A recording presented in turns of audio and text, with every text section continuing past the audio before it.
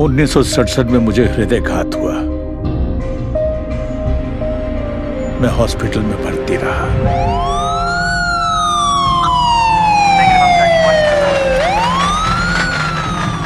मुझे ऐसा लगा कि अब तो मेरी मृत्यु निश्चित है। अच्छा होगा कि मैं वापस वृंदावन लौट जाऊं। मालवाहक जहाज जलदूत पर हुए 2 लगातार हृदयाघातों के बाद ये तीसरा आघात था, लेकिन इस बार ये बहुत ही अधिक गंभीर था। उनके शरीर का बायां हिस्सा लकवाग्रस्त हो गया, इसलिए उन्होंने वृंदावन वापस जाने का निर्णय लिया। शिष्यों की ओर से लगातार पत्र आ रहे थे कि वापस आइए, वापस आइए। इसीलिए मैंने वापस जाने का निर्णय लिया।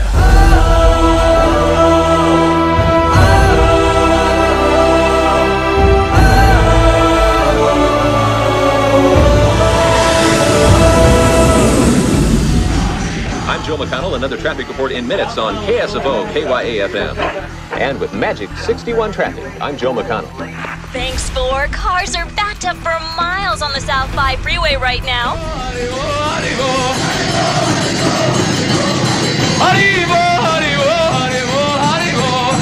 Swami A.C. Bhaktivedanta, head of the International Society for Krishna Consciousness, arrived from India.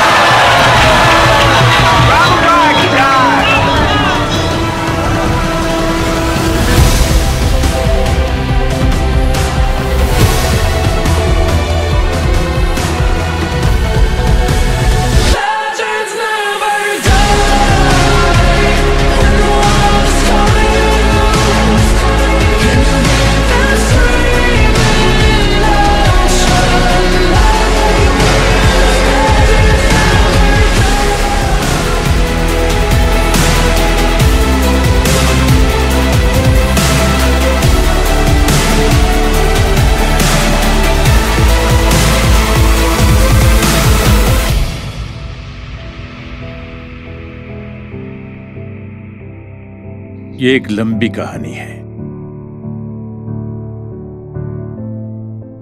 New York में एक मंदिर प्रारंभ करने के दृढ़ निश्चय के साथ मैं यहां आया।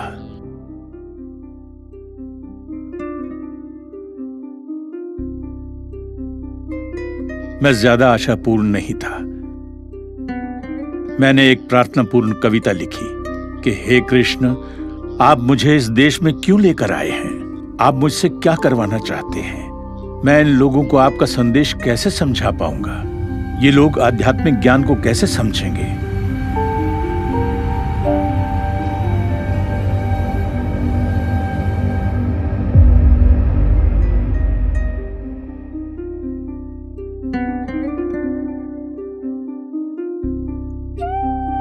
इसलिए मैंने उस कविता में लिखा कि मुझे पता नहीं मैं यहां पर क्यों आया हूं।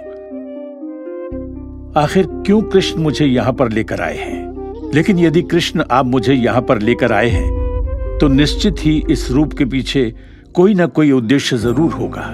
ठीक है, मैं आपकी इच्छा के अनुसार नाचने के लिए तैयार हूं।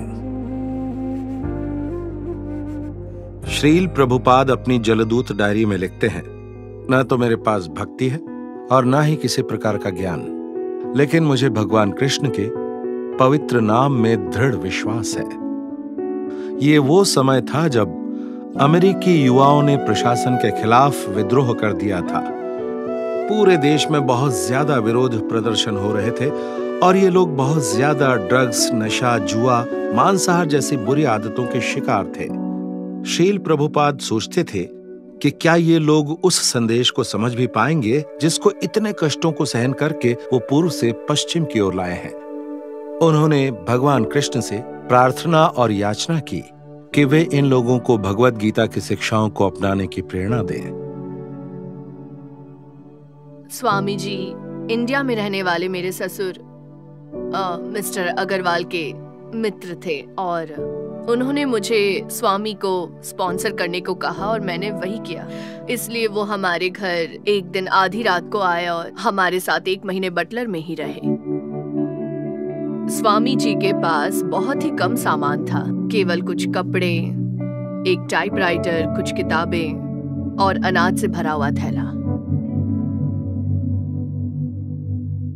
स्वामी जी अपने साथ एक बर्तन लाए थे जिसमें वो खाना पकाते थे और हमारा लंच भी। जरा सोचिए, इतने कम सामान के साथ दुनिया के दूसरे देश में जाना, फिर भी वो अपने साथ बहुत कुछ ले आए। उनकी हंसी में समंदर जैसी विशालता थी, बिल्कुल समंदर जैसी। लगता था पूरा ब्रह्मांड उनकी हंसी में समा गया और वो बहुत हंसा करते थे।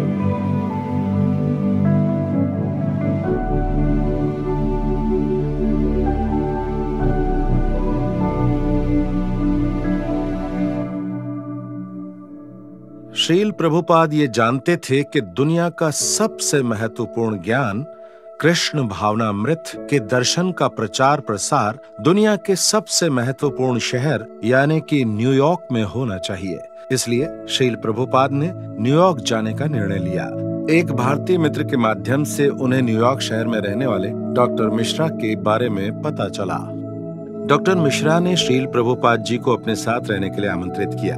हालांकि श्रील प्रभुपाद ने कुछ एक बार श्रोताओं को संबोधित भी किया, लेकिन डॉक्टर मिश्रा की अपनी खुद की एक अलग फिलॉसफी होने के कारण उन्होंने श्रील प्रभुपाद को अधिक मौका नहीं दिया, जिससे श्रील प्रभुपाद जी को घुटन महसूस हुई। पर्याप्त संसाधनों की कमी के कारण वे डाउनटाउन बावरी में रहने के लिए चले गए, जहां उन्हें अपना अपार्टमेंट एक ड्रग के नशेड़ी हिप्पी के साथ शेयर करना पड़ा।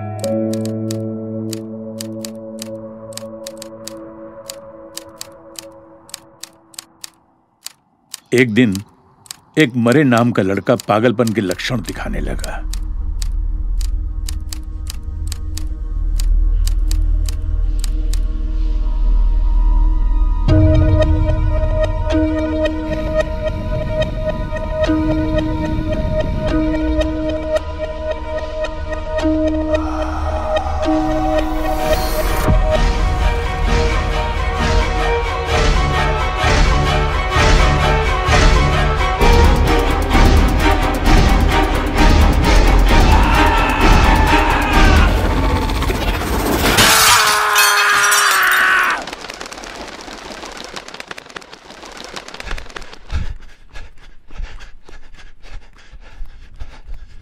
तो मैंने सोचा कि उसके साथ रहना खतरे से खाली नहीं।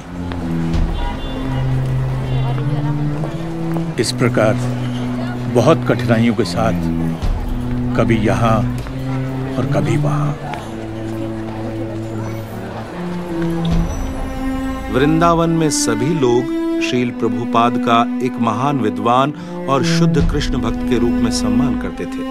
वो इतने कष्टों को सहन करके कृष्ण भक्ति का प्रचार करने के लिए पाश्चात्य जगत में आए हैं, लेकिन फिर एक बार वे अपने आप को बिना किसी घर बार के और पूर्णतया निराश पाते हैं। मैं यहां खुश नहीं हूं।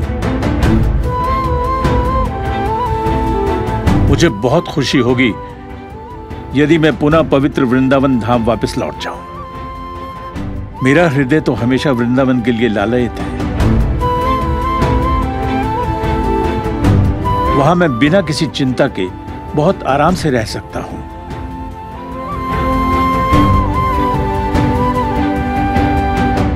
लेकिन अपने गुरु महाराज के आदेश को पूरा करने के लिए मैंने ये इतना बड़ा जोखिम लिया है।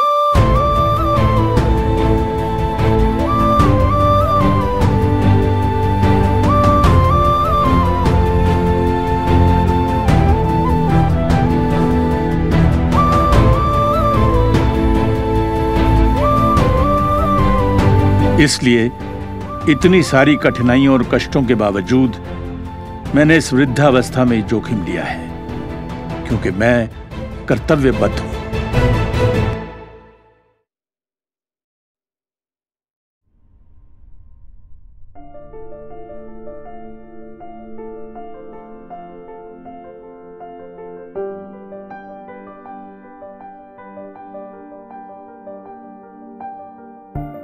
तब मैंने मुकुंद को एक अपार्टमेंट ढूंढने के लिए बोला।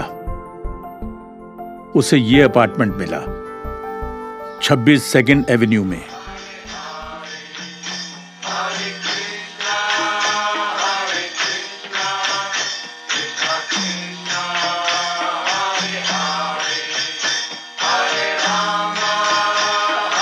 मैं प्रवचन देता था और कीर्तन किया करता था।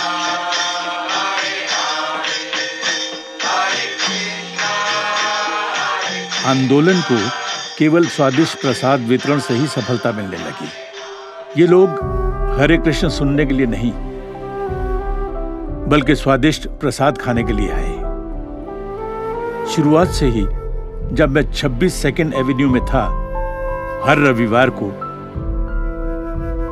कम से कम 200 लोगों को स्वादिष्ट भोजन प्रसाद का वितरण किया करता था और प्रतिदिन कम से कम 15 से 20 लोगों के लिए मैं स्वयं रसोई बनाता था।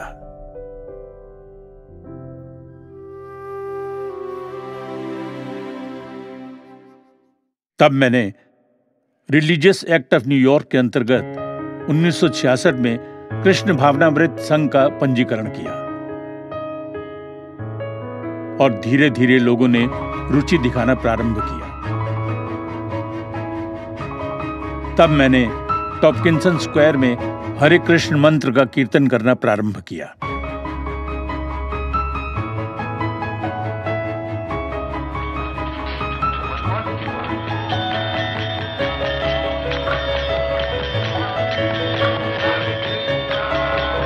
मैं लगभग 3 घंटे तक यह कीर्तन किया करता था।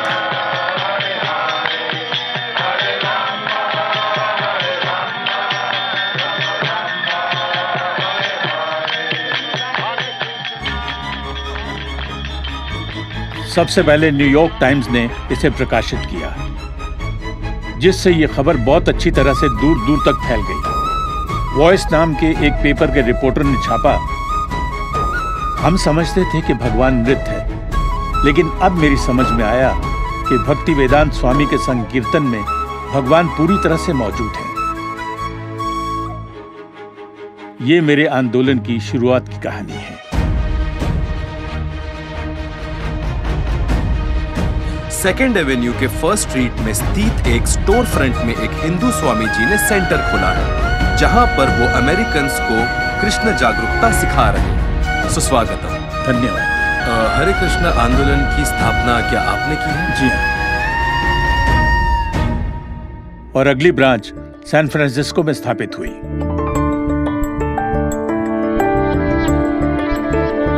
तब युवा पीढ़ी के लोग मेरे पास आने लगे और उन्होंने सैन फ्रांसिस्को ब्रांच की शुरुआत की।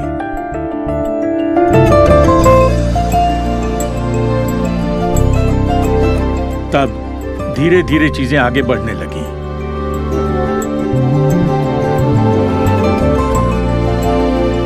यदि ये लोग इस दिव्य हरि नाम का संकीर्तन करेंगे तो निश्चित ही इनके मन में जमी हुई गंदगी साफ हो जाएगी।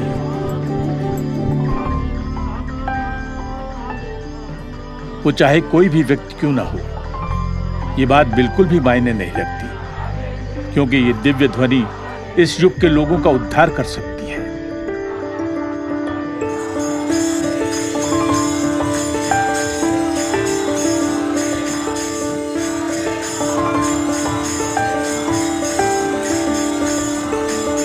वर्ष 1967 में मैंने सैन फ्रांसिस्को में रथ यात्रा की शुरुआत की।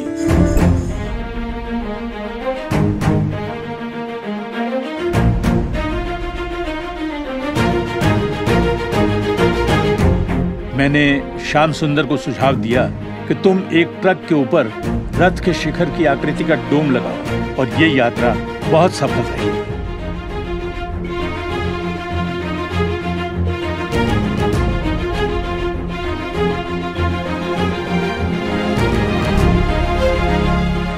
अखबारों में छपा कि सामान्यतः लोगों ने ऐसे उल्लास और उमंग का अनुभव पहले कभी नहीं किया, जैसा कि उन्हें इस रथ यात्रा में हुआ।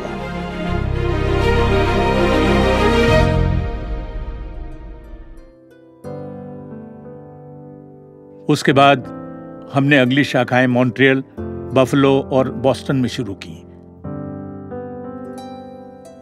इस प्रकार मेरे गुरु महाराज की इच्छा और चैतन्य महाप्रभु की भविष्यवाणी के पूर्ण होने की कम से कम शुरुआत तो हुई। लेकिन 1967 में मैं बहुत अधिक बीमार पड़ गया। मुझे एक और हृदयघात हुआ।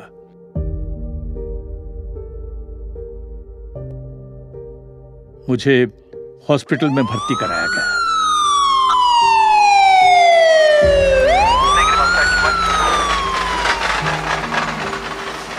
हृदय इतना कमजोर था कि मुझे लगा अब मैं नहीं बचूंगा।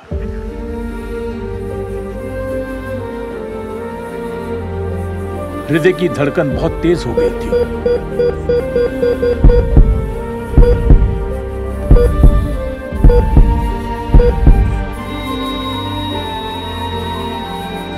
सभी शिष्य कीर्तन कर रहे थे और मैं भी कीर्तन कर रहा था।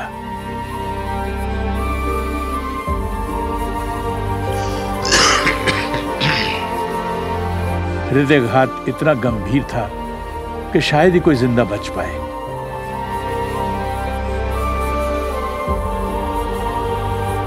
इसलिए मैंने सोचा कि बेहतर होगा कि मेरी मृत्यु वृंदावन में हो।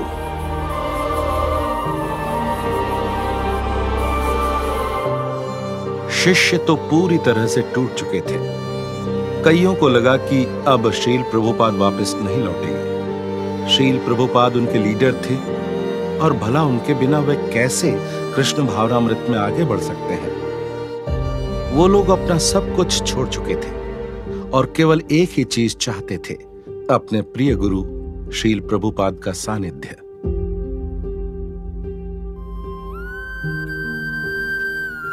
शिष्यों की ओर से लगातार पत्र आ रहे थे, वापस आइए, वापस आइए। ब्रह्मानंद और अन्य शिष्य रो रहे थे। मेरी देखभाल करने के लिए बहुत सारे माता और पिता मेरे पास हैं। मेरे पिता मुझसे बहुत प्रेम करते थे। वो हमेशा मेरी खुशी के लिए सब कुछ करने को तैयार थे। हालांकि मैंने एक पिता को खो दिया था, लेकिन मुझे इतने सारे पिता मिल गए।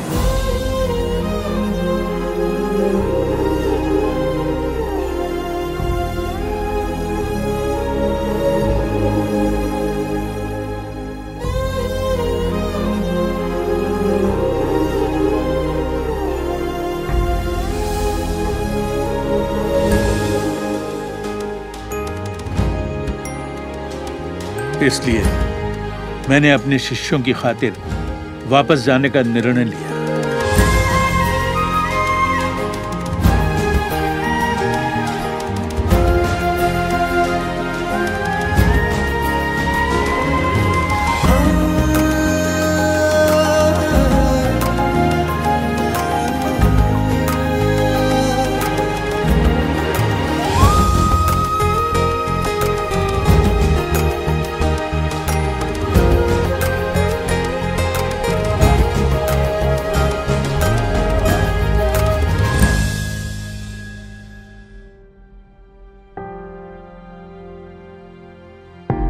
सही मानों में जबरदस्त प्रचार कार्य 1968 में शुरू हुआ। ये नवयुवक इतने उत्साही हैं कि मेरे आदेश पर ये दुनिया के किसी भी कोने में प्रचार के लिए जाने को तैयार हैं। 6 युवक युवतियों को मैंने लंदन भेजा, जिनकी शादी स्वयं मैंने ही संपन्न की थी। उन्होंने मात्र 2 वर्षों के लिए ही मेरे मार्गदर्शन में प्रशिक्षण प्राप्त किया था, लेकिन वो लंदन में बहुत ही गजब तरीके से प्रचार कर रहे हैं। तो हम लोग उस साल लंदन पहुंचे और हालांकि हमारे पास रहने की कोई स्थायी जगह नहीं थी, हम पूरी तरह कृष्ण पर निर्भर थे।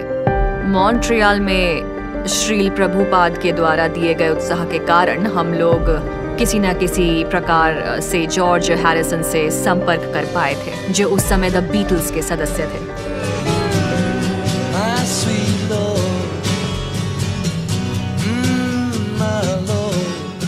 उन्होंने हरे कृष्ण मंत्र की बहुत ही सराहना की और कहा कि क्यों ना हम इस पर एक सॉन्ग बनाएं। हम लोगों ने जॉर्ज हैरिसन की संस्था के साथ मिलकर कुछ रिकॉर्ड्स बनाए हैं और क्योंकि इनको बनाने में जॉर्ज हैरिसन भी शामिल हैं, इसलिए इनकी बिक्री बहुत ज्यादा है।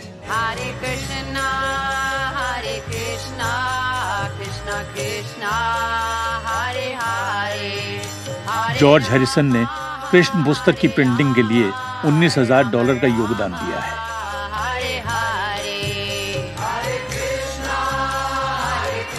अब उसने लंदन में एक घर खरीदकर हमें दिया है, जिसकी कीमत 2 लाख पाउंड है।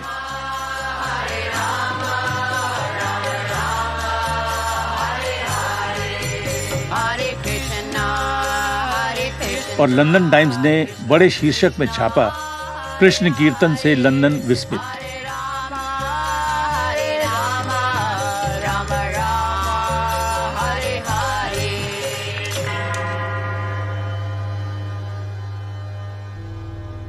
इसके बाद हमने लंदन में रथ यात्रा की शुरुआत की।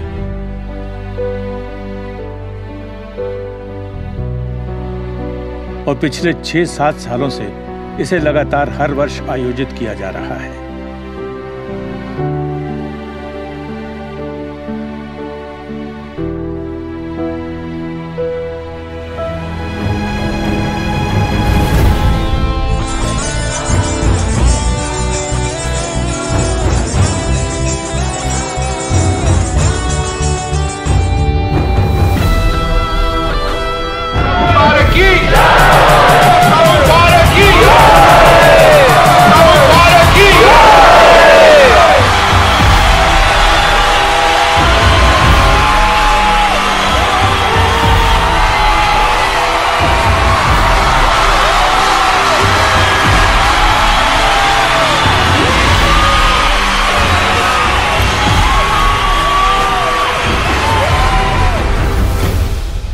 हमारा रथ इतना ऊंचा था कि गार्डियन नाम के अखबार में इसके ऊपर एक निंदनीय टिप्पणी करते हुए लिखा, रथ यात्रा नेल्सन कॉलम की प्रतिद्वंद्वी है।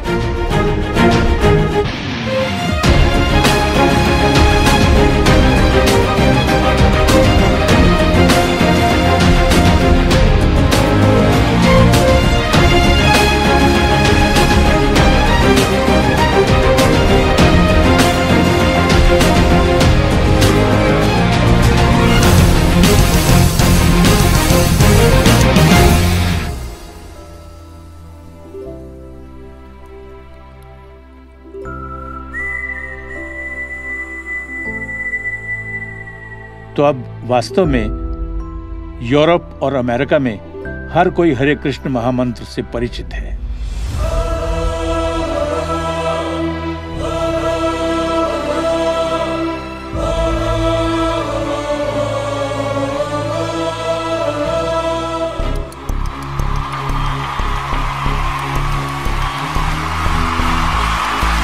तो फिर इस आंदोलन का क्यों ना भारत में भी प्रचार प्रसार किया जाए।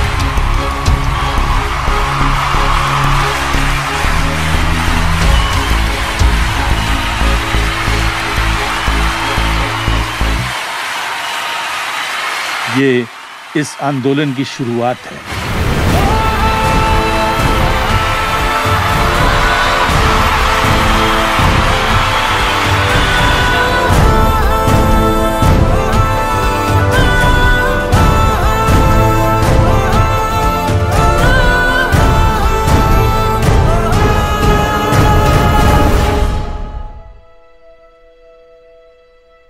श्रील प्रभुपाद को उनके गुरु महाराज ने पाश्चात्य जगत में कृष्ण भावनामृत का प्रचार करने का आदेश दिया था। अपने निष्ठावान शिष्यों की मदद से श्रील प्रभुपाद इस संदेश को अमेरिका और यूरोप में फैलाने में सफल रहे। अब श्रील प्रभुपाद ने वापस भारत आने का निर्णय लिया, अपने पाश्चात्य शिष्यों के साथ, जिन्हें वो स्नेह से बुलाते थे नाचते हुए सफेद हाथी, एक नई शुरुआत के लिए।